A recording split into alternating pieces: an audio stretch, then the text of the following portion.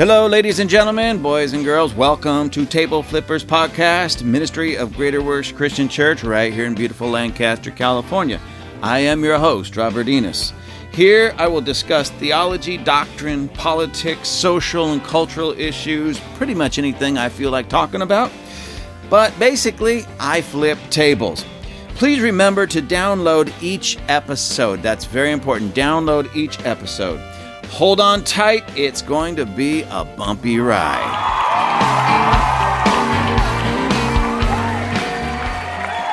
This is going to be good.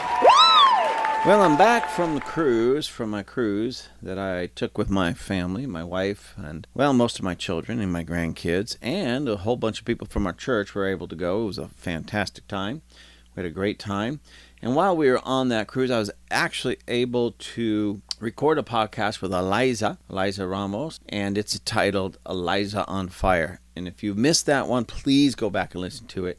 This is from a young lady that is really making it in life. And I like doing those types of podcasts, those types of interviews, and have people chime in and speak on their experiences, because we're living in a world right now where it seems like so many young people, and people in general, but especially young people, they don't want to take responsibility for their life. They want somebody else to do the hard work and pay them to do basically little or nothing. And that's not the case with Eliza. And just before that one, there's a podcast called The Wisdom of Melissa Chavez. Now, she's done now 2 podcasts, but her last one, The Wisdom of Melissa Chavez, same thing. Here's a young lady out there making it in the real world and not taking handouts. Neither of these young ladies are taking handouts. They are actually, yes, hold on to your hats for this, ladies and gentlemen, they're actually paying off their student loans and themselves. They're working hard, making things happen, moving up the ladder of life, so to speak, and they're actually taking care of their own stuff. And they're not expecting somebody else in culture and society to come along and pay it for them or relieve them of debt that they incurred themselves. They're actually making something of themselves. And I'm very proud of both of them. It's an exciting thing to watch the young people, instead of sitting around complaining what they don't have and demanding somebody else give it to them, they're going out and working hard and getting it. And I'm very, very proud of these 2 young ladies and all the young ladies in our church, because in my church, you're going to feel very uncomfortable if you're not going to eventually take responsibility for your life, take the bull by the horns, and make something of yourself. You just won't, because we tell the truth, and that's it. We tell the truth, and it's working, and it works. Where people hear that kind of message and put it into action, it actually works.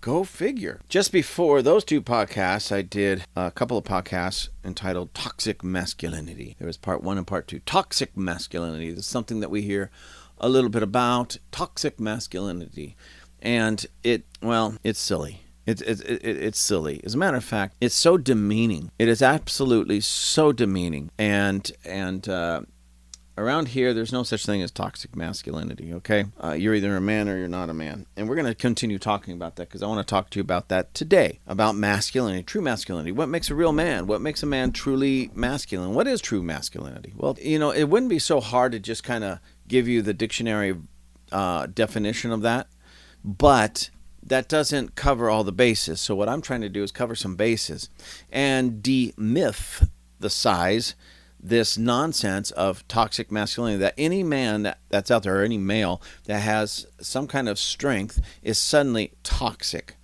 Some man that, he owns a gun, he must be toxic.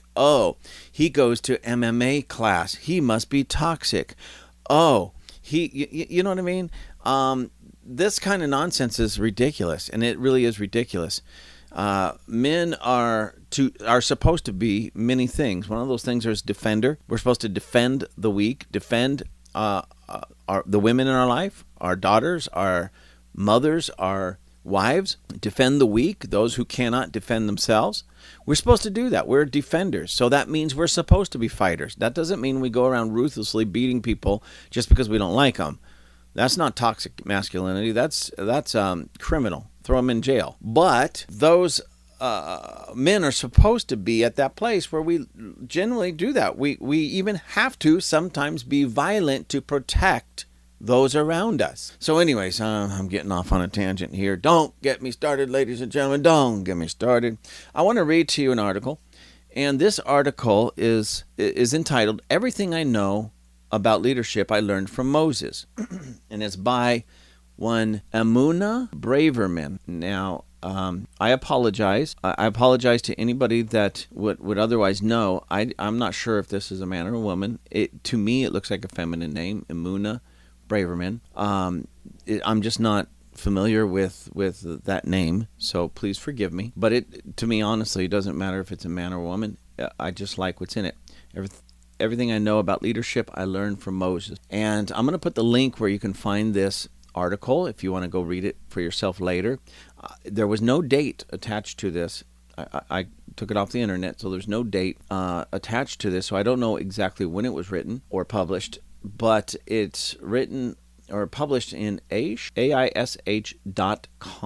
aish.com.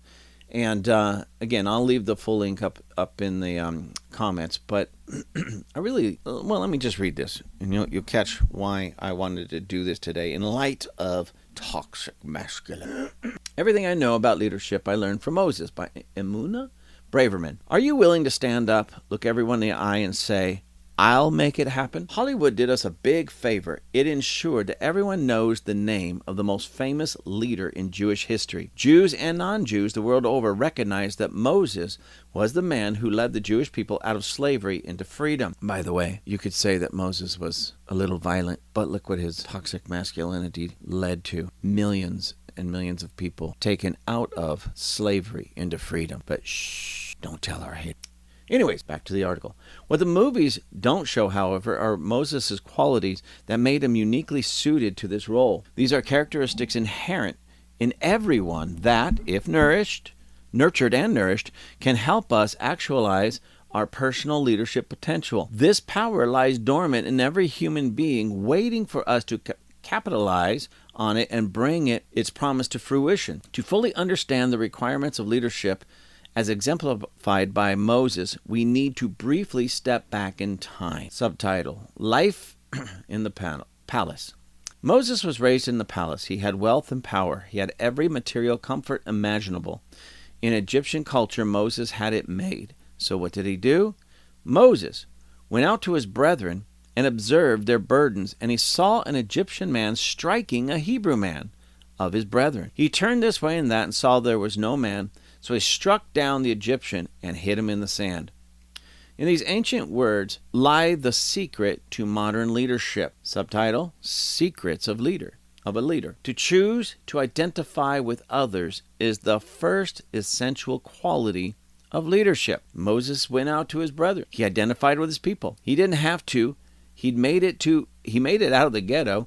He didn't have to go back. Indeed, it would cost him to go back, and no one would know the difference if he didn't identify with them.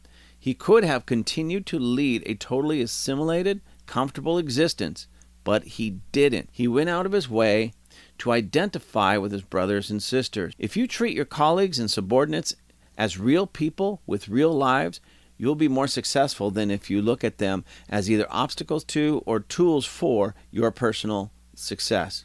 If they feel cared about, they are more likely to go the extra mile. I'm sorry, suddenly dyslexic. Back to the article. There is a moving story in Chicken Soup for the Soul at Work about a manager overhearing a new employee. A single mom explained to her young son why she didn't buy him a baseball glove. The manager gave her a gift of one the next day, and that the mother is now a manager herself. In going out to his people, Moses exhibited the crucial leadership trait of humility. To identify with the Jews oppressed and downtrodden, when all the power of Pharaoh's palace is yours for the taking, requires tremendous humility. Power can lead to arrogance. Moses conquered his ego when he walked out the palace doors. Only someone who is truly humble is willing to listen and not constantly be governed by selfish desires or interests can be an effective long-term leader. Recognize that everyone has something to contribute. Listen to their ideas of your coworkers. Give them credit for the good ones. If you are responsive to others, more ideas will come your way. You won't lose. An arrogant boss or peer is ultimately rejected, despised, and ineffective. A corollary of the trait of humility is that you believe in the message, not the messenger. It's not about self-promotion. It's about helping others. It's about teaching others. It's about helping others achieve their potential. It's about the mission. That was Ronald Reagan's power. Whatever your personal opinion of Reagan or his politics, no one denies that he was able to reinfuse a sense of patriotism and pride in his country. Why? Because he believed in the message. In authentic leadership, the power and truth of the message needs to carry the day. Moses observed the burdens of his brothers. Traditional understanding is that Moses empathized with them. Their pain was his pain. Did you ever notice how differently you react when your neighbor's child is bleeding and when your child is bleeding? When your neighbor is fired from his or her job, or when you're fired from your job? When your colleague gets a promotion and when you get a promotion? For Moses, their joy was his joy also. Empathy is a key to strong leadership. Everyone needs to feel listened to. Everyone needs to feel understood. Everyone needs to feel appreciated.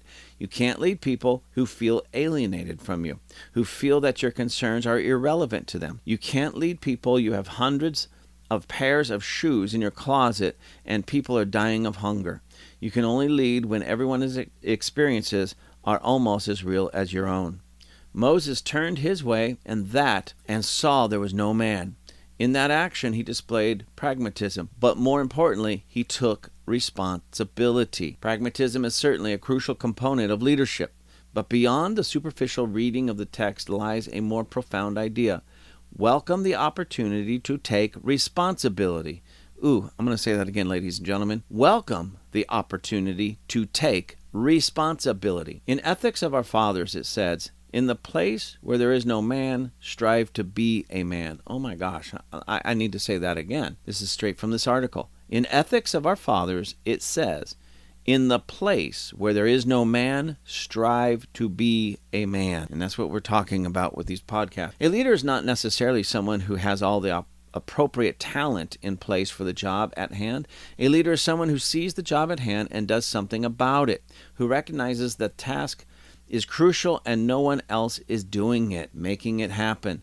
Seth Godin writes in Fast Company that what holds up someone's company's ability to change is the absence of someone who is willing to stand up, look everyone in the eye, and say, "I'll make it happen." He doesn't say a genius is missing. He doesn't say an MBA from Wharton is missing. He doesn't say that someone with a particular managerial talent is missing. What's missing is someone willing to take responsibility. The defining character trait of a leader is someone who is willing to take responsibility, someone who is willing to step up to the plate because the job needs to be done. Moses was that person. He wasn't perfect. He wasn't experienced. He stuttered when he spoke. But when God saw his people were in trouble, when he saw a job that needed to be done, he acted. He took responsibility, even at the risk of his own life. Therefore, the Almighty chose him to lead. It wasn't magical or supernatural. You don't have to have the charisma of JFK or even Bill Clinton. I don't know why she chose that person, but whatever. You just have to choose. We demonstrate to ourselves, our partners, our children, our friends, our colleagues, our community, what is important to us by our actions. It's up to us.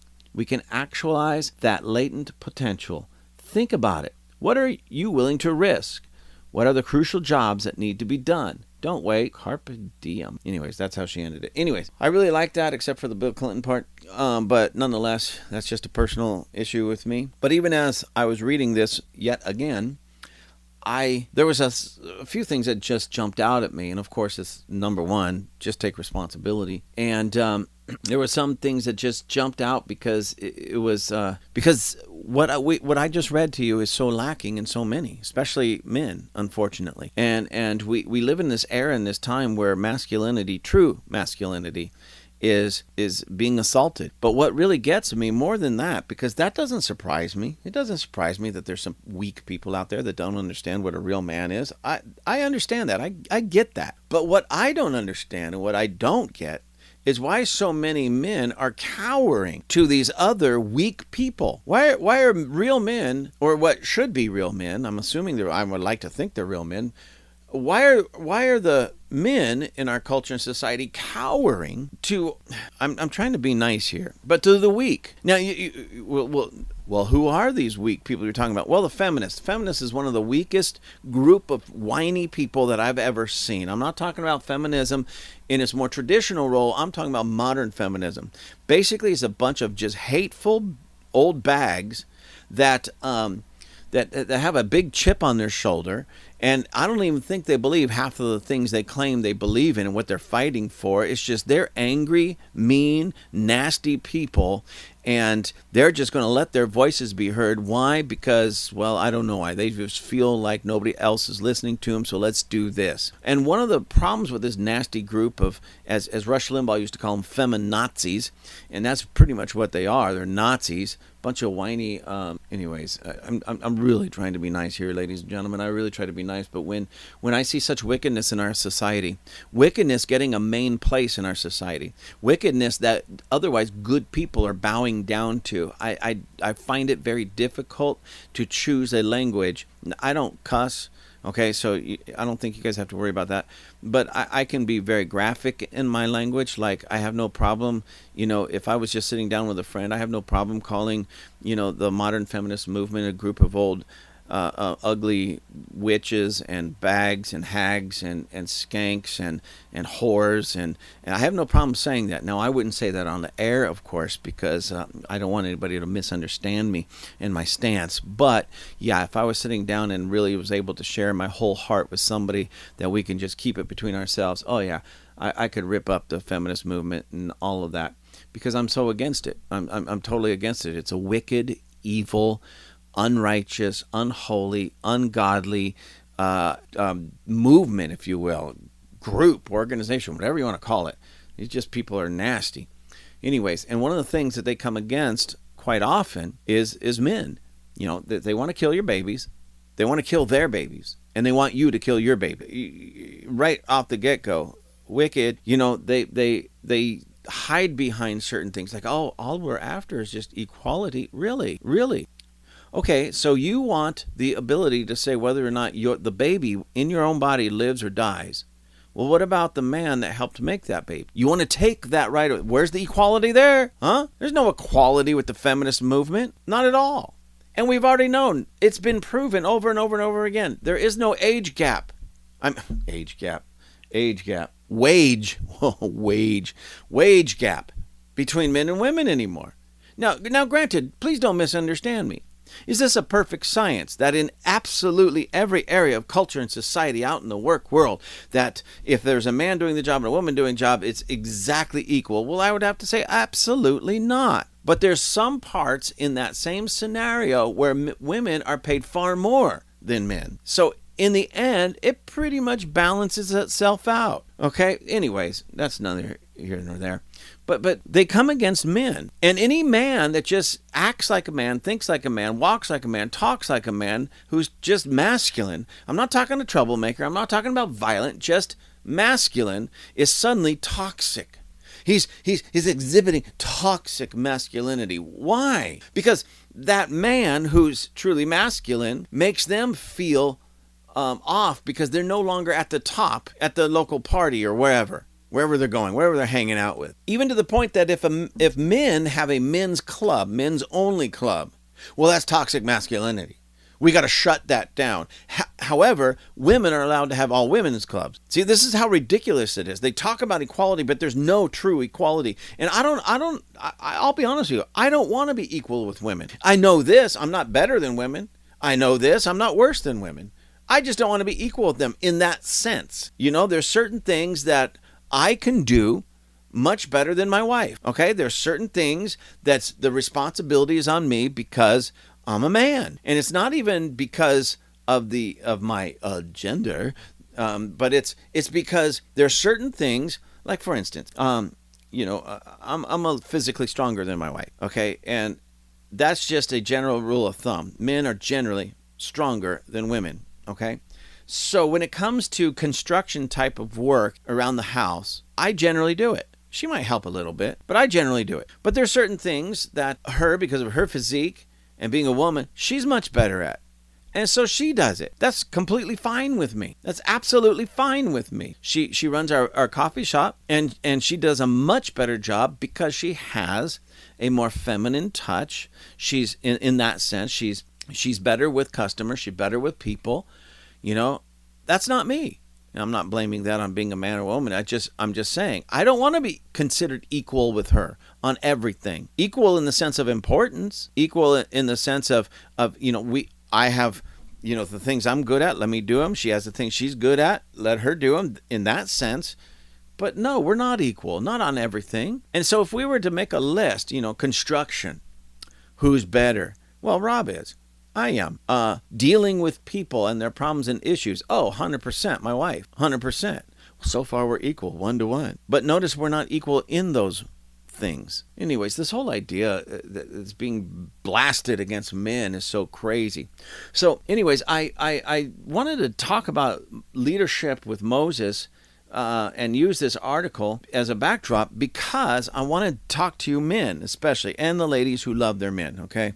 So this is for you ladies as well. But men, this is for you because I have some questions I want to ask you. Because in this article, taking responsibility, just rising up, standing up, and taking the bull by the horns, so to speak, and taking responsibility. Where there was no man, as it says here, be that man. And Moses did just that. Now, when he killed the Egyptian, I'm not saying that was the best thing for Moses to do, but at least he did something, all right? At least he did something. And it cost him. He had to run. He had to leave Egypt. He was gone for 40 years because of that foolishness, because he had the right heart in the sense he wanted to help his people, but he did it the wrong way. Remember, he was a prince, and the taskmaster actually worked for him. He could have got him fired, or relocated at least. He could have done it differently, but he chose to kill the guy. And I don't know, maybe it was just an accident. Maybe he just went over to slap him and he lost control. I don't know. I'm just saying, but the end of the story. He ends up leading millions of people, his own people, out of bondage, out of slavery, and to the promised land.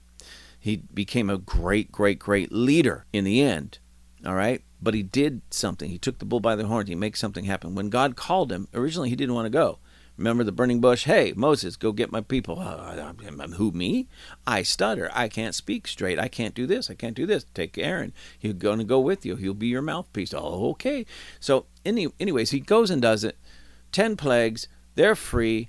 And he gets them to the promised land. Turns out to become a great leader. Why? Because he took responsibility. He stood up. He rose up. He did something about the problem and the mess that he saw his people. He wasn't.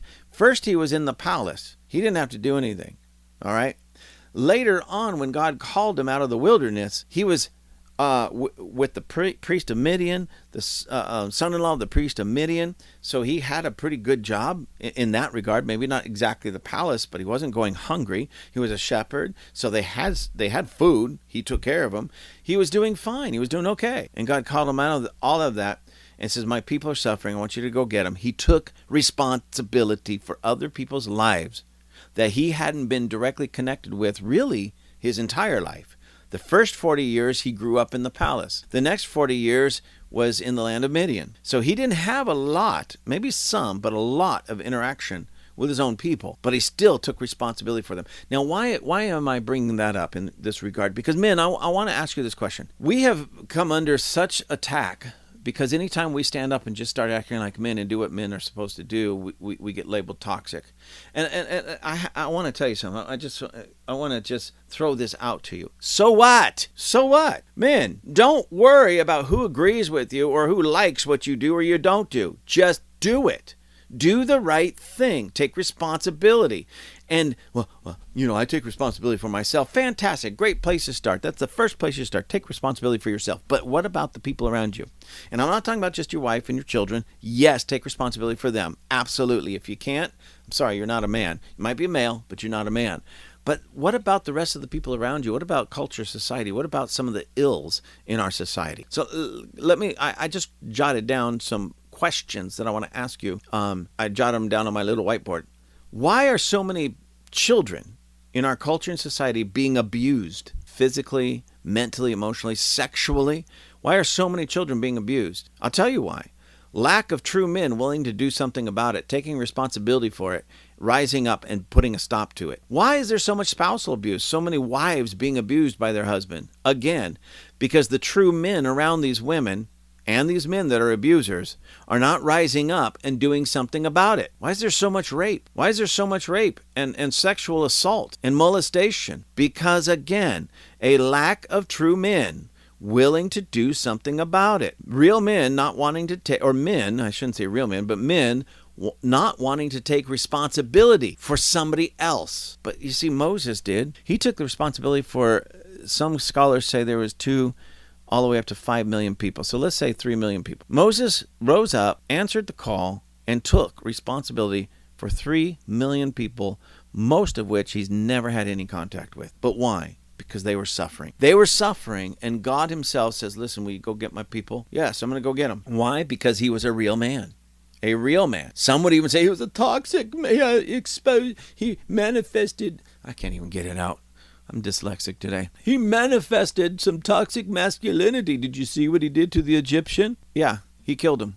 I'm not saying I even fully agree with that, but put yourself in his shoes at that moment. He goes out there to be with his brethren, get to know them, hang out with them, talk to them, and he sees an Egyptian beating one of his own people. And he ran over there to defend a member of his own clan, his own people, the Jewish people, and in the process killed the Egyptian who was beating this guy. Yeah, I don't feel too sorry for that Egyptian.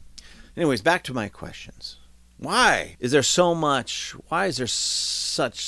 sex trafficking? Why is there so much sex trafficking? Why? Because real men are not rising up to stop it. By the way, men, listen to me. Listen to me. This has nothing to do with religion. This has everything to do with you being a man, a true man. True man, if that's what you actually are. A true man would never pay for sex. A true man also would never, especially pay for it, or have those types of relationships, sexual relationships, with a minor. So when I ask, why is there so much sex trafficking? Because the males that are responsible for it, the actual trafficking itself, or paying for it, they're not real men. They're not real men. You know, right now, you hear a lot of talk about Epstein's Island and Epstein's client list and everything. I don't know who's on that list. Don't care who's... Well, I do care. Let me take that back. I do care who's on that list, and I really want to know who's on that list. And I want every one of them behind bars, okay? And they keep telling me I'm not allowed to think this way, but it wouldn't hurt my feelings too much. They all ended up on the end of a rope. But nonetheless, they should at least be behind bars. But there isn't one man. Now listen to me close. There isn't one man on that list. I'll say it again. There isn't one man on that list. There might be some males, but there's not one man on that list, because the males that went to visit Epstein Pedophile Island and knew him and all of that, they're not true men, because a true man would protect all those minors and all those children on that island and keep them safe from these perverts and not join in their perversion, because that's what true men do. True men protect those who are weaker, those who are in harm's way, those who are hurting, especially the women and especially children. So there's not one true man on that list. Some males, but not men. Okay, men, why is there so much perversion in our schools? And why is it being taught in our schools as something that's supposed to be normal?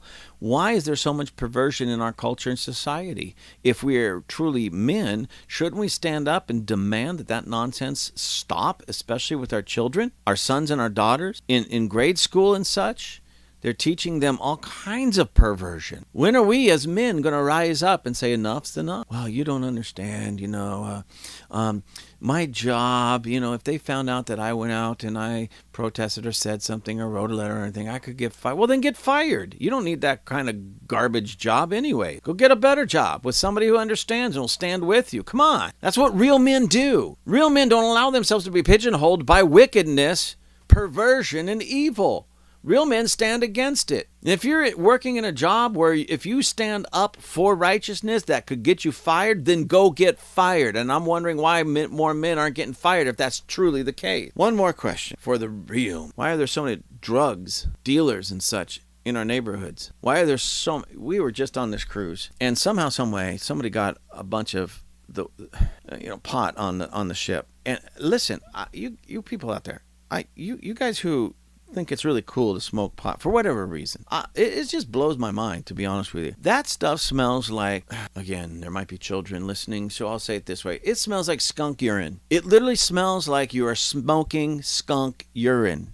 There's nothing desirable, attractive, masculine. There's nothing like that. It's nonsense and it's garbage. Well, I smoke it for my anxiety. Real men deal with their anxiety in a real world way. Real men don't try to mask their anxiety with a chemical, especially skunk urine. All right? So if you're so anxious, you're so fearful or whatever, and you got to mask it with some skunk urine weed, I mean, come on, you're pathetic.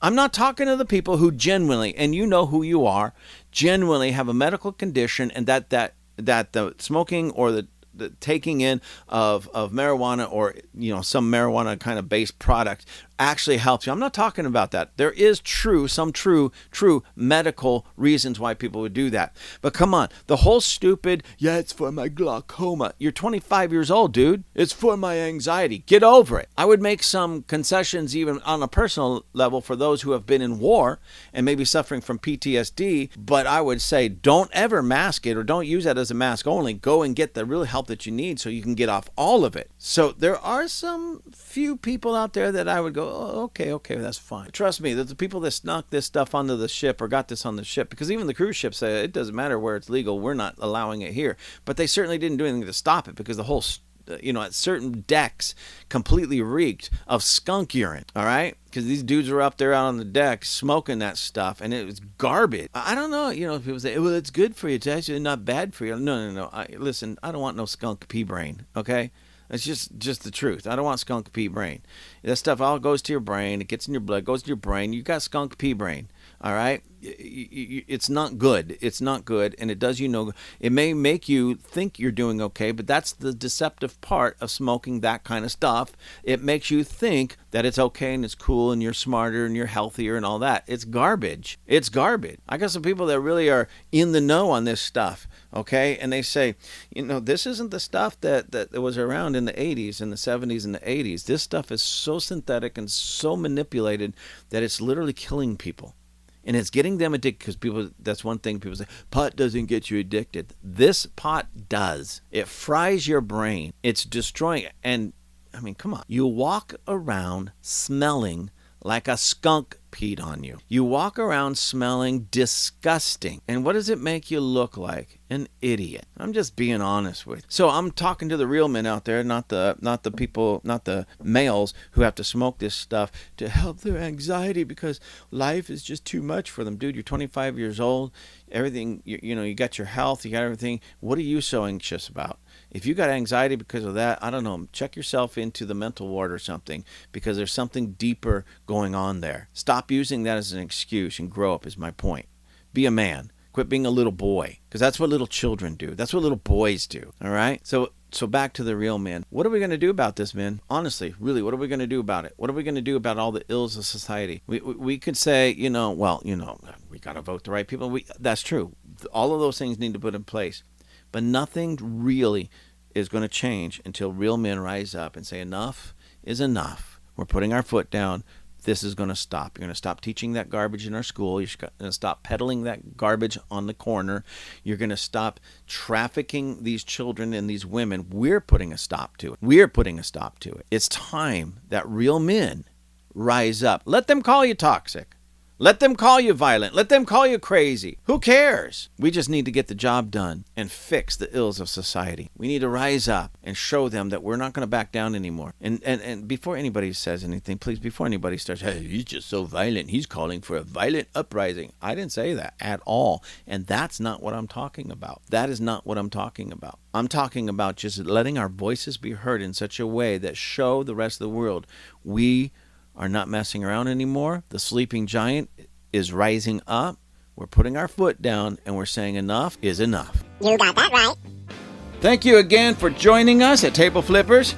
Please check out our merchandise. We have hats, hoodies, water bottles, all kinds of cool things. You can find all of our merchandise at tableflippers.com. That's tableflippers.com. And please write me. Please let me know how I'm doing. Write me at gwccrobert, that's one word, gwccrobert@gmail.com. Give me the good letters, give me the bad letters, tell me the great things I'm doing, tell me the bad things I'm doing. I want to hear it all. Have a great day.